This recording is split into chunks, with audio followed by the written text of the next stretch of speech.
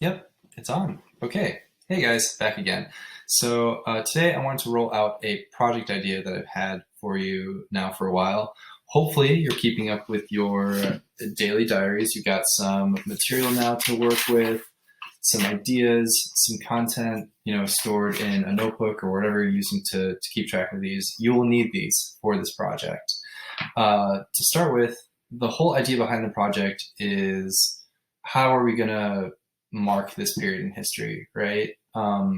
We go through things, we experience stuff in our lives, and then we just kind of put it behind us. We don't really have anything we can kind of hold on to and touch and look at to represent a period in our lives. And I think that's a problem in some ways because it doesn't let us to really learn from the experience. So hopefully this project will be aimed at giving you something to look at, giving you something to use after hopefully we can go out and see our friends again. Okay, so my idea for this project came when I was looking through this book actually, and it's called Windows on the World, 50 Writers, 50 Views by Matteo Pericoli.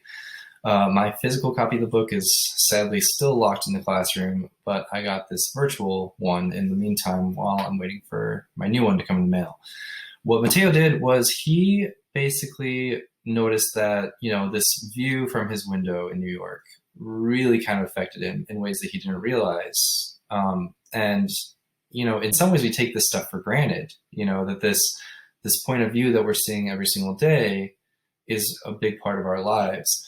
So he asked 50 writers from all different parts of the world to just describe a scene from their window, and he went ahead and illustrated it. So the book is filled with these short descriptions and then also a drawing by him of that exact scene. Because again, if you're in my creative writing, there's something a whole lot harder and you pay a lot more closer attention to something when you actually have to draw it.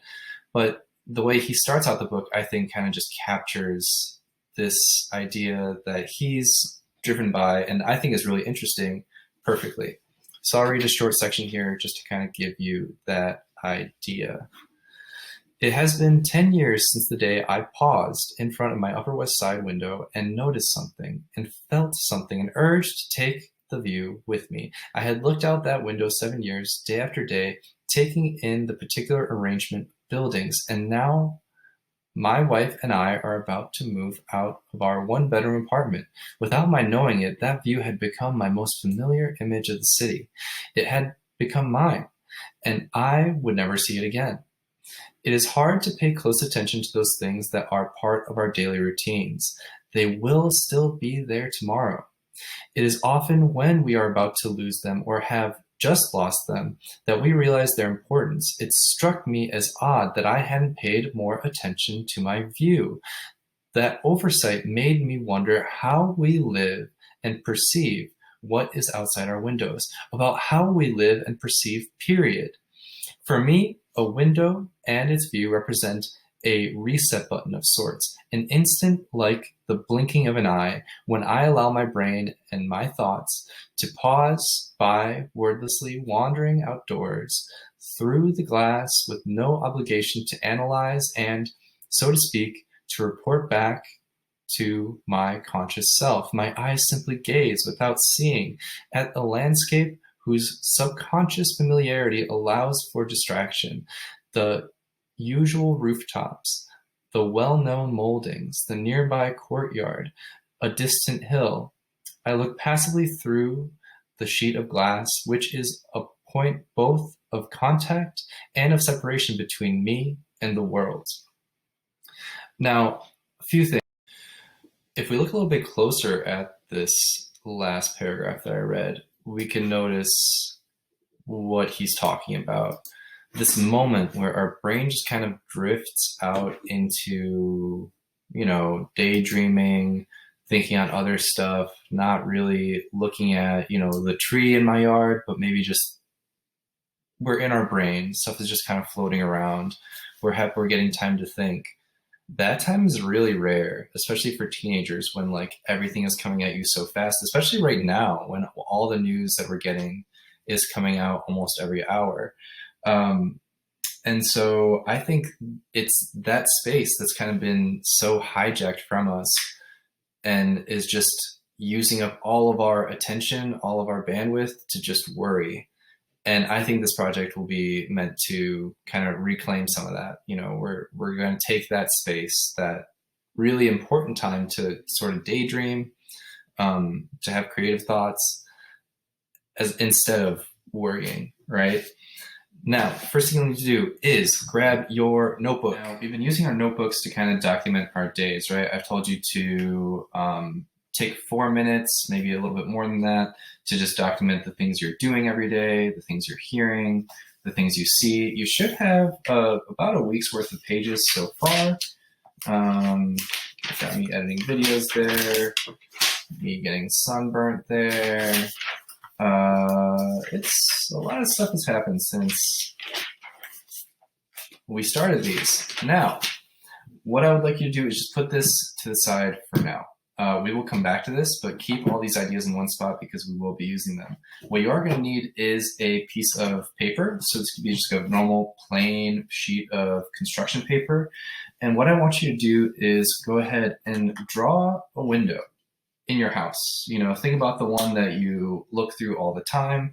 Maybe it's a, you know, window in your living room. Maybe it's the window to your bedroom if you got a window in your bedroom, whatever the case may be, but someplace in your house or wherever you are that you've become really familiar with because you're seeing it all the time during this quarantine. And go ahead and draw that window. It doesn't have to be anything crazy. So I'm going to go ahead and draw one from my living room. It's kind of like a weird double deal. There's something in the middle here because they slide up. Nothing too crazy. Give it a frame.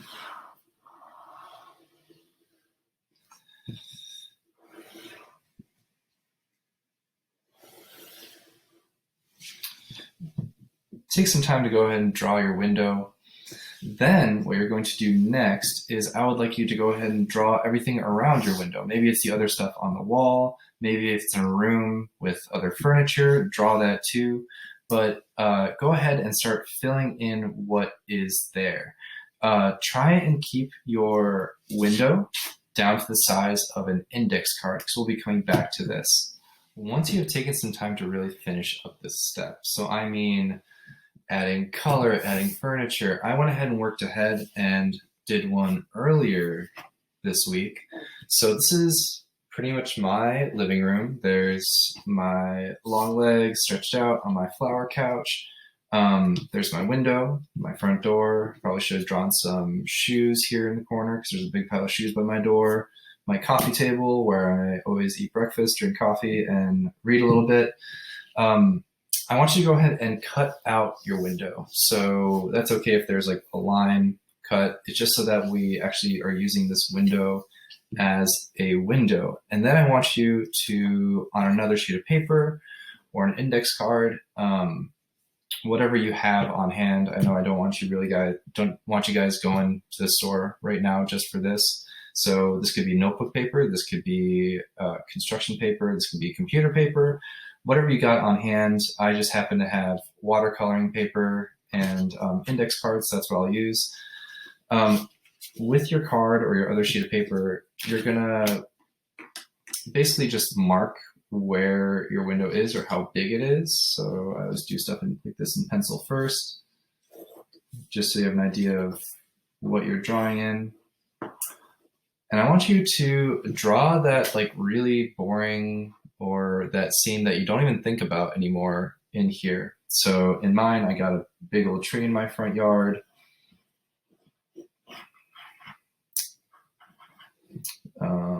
There's some bushes right under the window.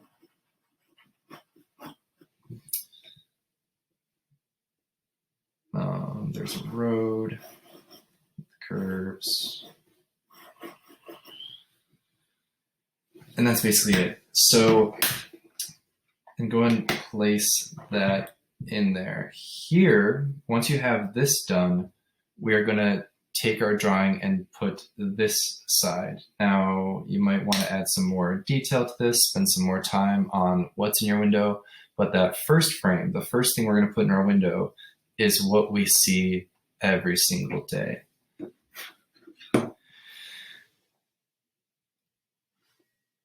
So we're going to come back to our composition notebook, and in here we've been keeping our daily diaries. So you've been journaling the past few days.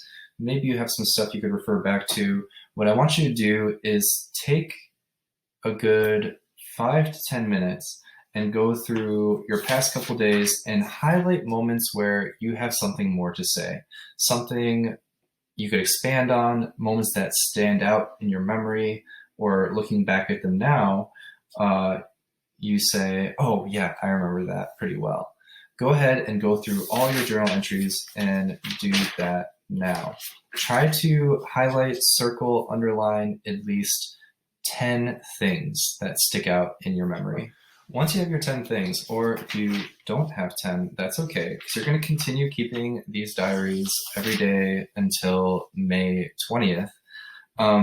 But once you have a few of them, these are going to become the subjects of what you're going to draw to take up the space in your windows. So say, for example, today I FaceTimed with my sister.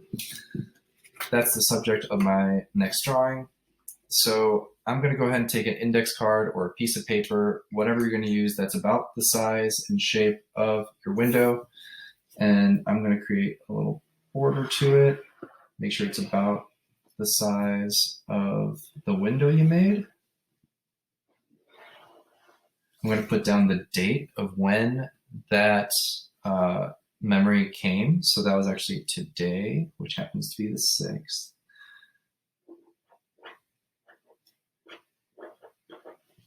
I'm going to put FaceTime with my sister.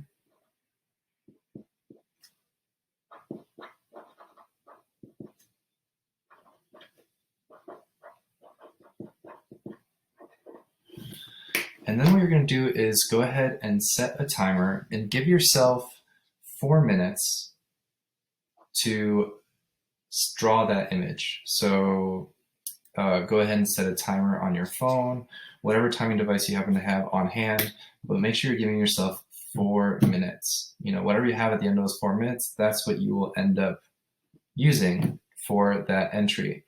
The goal here is for, by the end of the project, is to have your window frame set and made, and then 10 original drawings that will ultimately become what, like, things to take the place in that window. I'm going to show you what a finished product looks like next.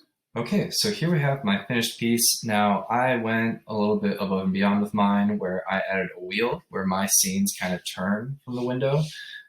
You don't need to do that. Again, if you're working with just sheets of paper, notebook paper, whatever, it's okay if yours looks different from mine or functions differently from mine.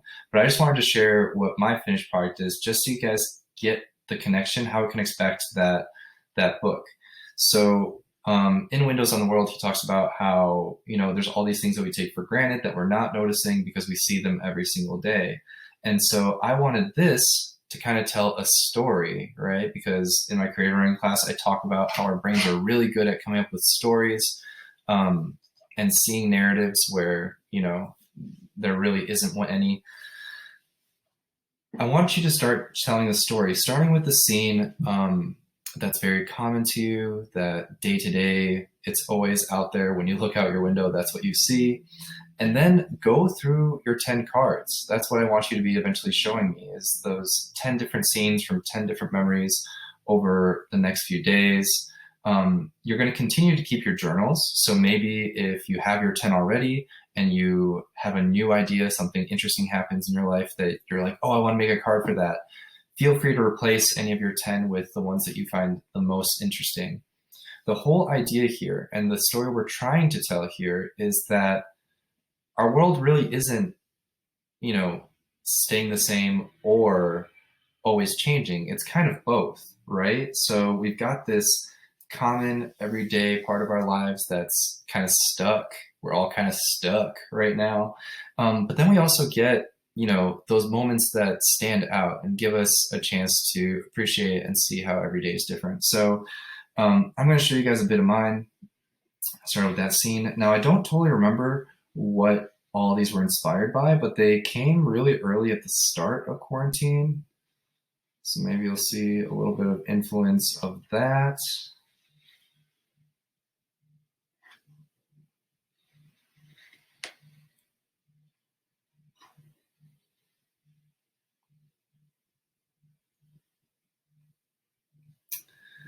Again, this is meant to take you a whole bunch of time.